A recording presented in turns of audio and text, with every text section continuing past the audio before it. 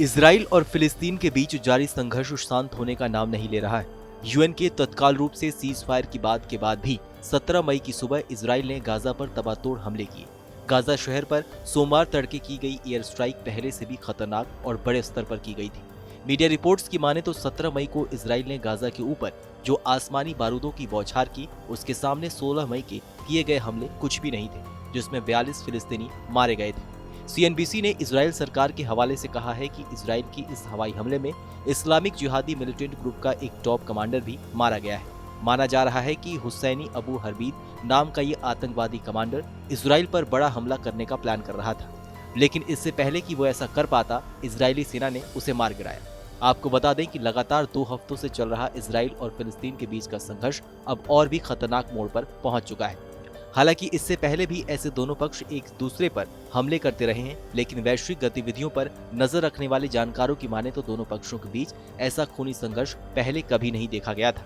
इतिहास के पन्नों को पलटने से पता चलता है कि ये पहला मौका नहीं है जब इजराइल और फिलिस्तीन के बीच तनाव बढ़ा है। गाजा में फिलिस्तीनी चरमपंथी संगठन हमास का शासन है। इस संगठन ने इजराइल से कई बार युद्ध लड़ा है।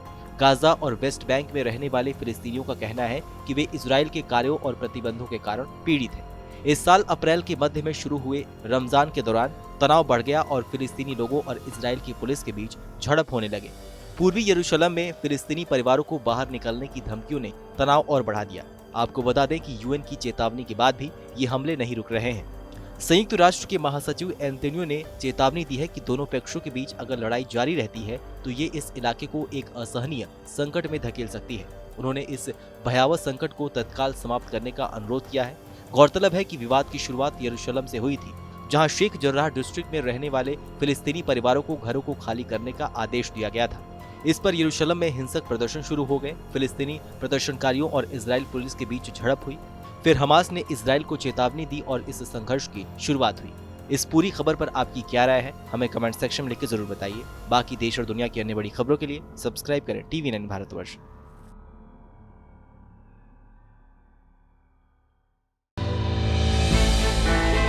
हमने की गलती फिर एक बार, कोरोना ने किया दोबारा प्रहार। मास्क, 2 गज दूरी, करें अपनी सुरक्षा पूरी।